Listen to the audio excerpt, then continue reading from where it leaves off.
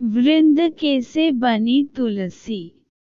पौराणिक काल में एक थी लड़की, नाम था वृंदा। राक्षस कुल में उसका जन्म हुआ था। वृंदा बचपन से ही भगवान विष्णु जी की परम भक्त थी। बड़े ही प्रेम से भगवान की पूजा किया करती थी। जब वह बड़ी हुई तो उनका विवाह राक्षस कुल में दानवराज जलंधर से हो गया। जलंधर समुद्र से उत्पन्न हुआ था। वृंदा बड़ी ही पतिव्रता स्त्री थी, सदा अपने पति की सेवा किया करती थी। एक बार देवताओं और दानवों में युद्ध हुआ। जब जलंधर युद्ध पर जाने लगे तो वृंदा ने कहा, स्वामी आप युद्ध पर जा रहे हैं, आप जब तक युद्ध में रहेंगे मैं पूजा में बैठकर आपकी जीत के लिए अनुष्ठान करूंगी, और जब तक आप वापस नहीं आ जाते मैं अपना संकल्प नहीं छोड़ूंगी। जलंधर तो युद्ध में चले गए और वृंदा व्रत का संकल्प लेकर पूजा में बैठ गई। उनके व्रत के प्रभाव से देवता भी जलंधर को न जीत सके। सारे देवता जब हारने लगे तो भगवान विष्णु जी के पास गए। सबने भगवान से प्रार्थना की तो भगवान कहने लगे कि वृंदा मेरी परम भक्त है, मैं उसके साथ छल नहीं कर सकता। पर देवता बोले, भगवान दूसरा कोई उपाय भी तो नहीं है, अब आप ही हमारी मदद कर सकते हैं।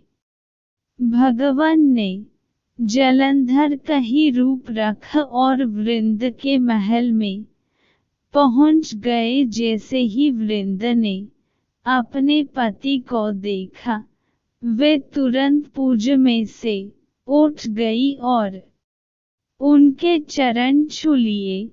जैसे ही उनका संकल्प टूटा, युद्ध में देवताओं ने जलंधर को मार दिया और उसका सिर काटकर अलग कर दिया। उनका सिर वृंदा के महल में गिरा। जब वृंदा ने देखा कि मेरे पति का सिर तो कट पड़ा है, तो फिर ये जो मेरे सामने खड़े हैं, ये कौन है? उन्होंने पूछा, आप कौन हैं जिसका स्पर्श मैंने किया? तब भगवान अपने रूप में आ गए, पर वे कुछ न बोल सके। वृंदा सारी बात समझ गई। उन्होंने भगवान को श्राप दे दिया, आप पत्थर के हो जाओ। भगवान तुरंत पत्थर के हो गए। सभी देवता हाहाकार करने लगे। लक्ष्मी जी रोने लगी और प्रार्थना करने लगी। तब वृंदा जी ने भगवान को वापस वैसा ही कर दिया और अपने पति का सिर लेकर वे सती हो गई। उनकी राख से एक पौधा निकला।